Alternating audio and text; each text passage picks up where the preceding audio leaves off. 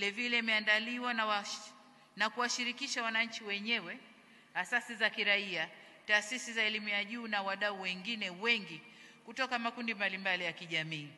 Aidha, ilani yetu inaenda kuinadi kwa wananchi ili watupe imani na ridhaa ya kuturudisha kuendelea serikalini katika kipindi kingine cha miaka mitano. CCM oyee!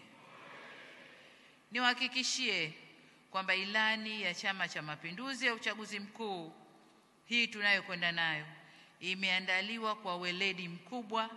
Vilevile imeandaliwa na kuwashirikisha wananchi wenyewe, asasi za kiraia, taasisi za elimu ya juu na wadau wengine wengi kutoka makundi mbalimbali ya kijamii.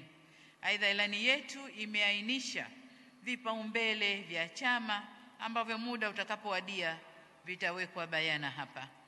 Ndugu wajumbe wa mkutano mkuu, kama mnavyofahamu, ilani ya CCM ya uchaguzi mkuu ya mwaka 2025 ile iliyopita tunayoimalizia iliakisi kipindi cha kwanza cha miaka mitano utekelezaji wa mwelekeo wa sera za CCM katika kipindi cha miaka 2020-2030.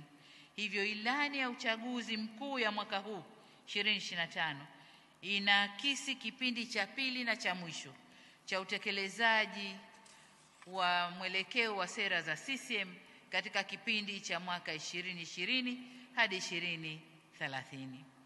Hivyo, kabla hatujaendelea mbele, tumeona ni muhimu kabla hatujaiwasilisha ilani hii kwenu, tumeona ni muhimu tufanye tena mapitio ya utekelezaji wa ilani iliyopita kwa miaka mitano, na ndiyo kazi tutakayoifanya leo, na kesho tutawasilisha ilani hii tunayokwenda nayo ina vitu gani ndani na tutaizindua rasmi.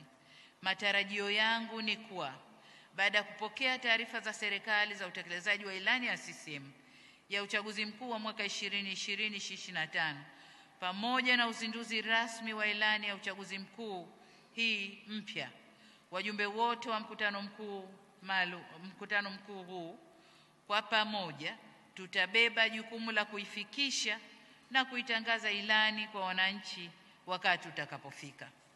Jukumu hili litakuwa sambamba na kuyatangaza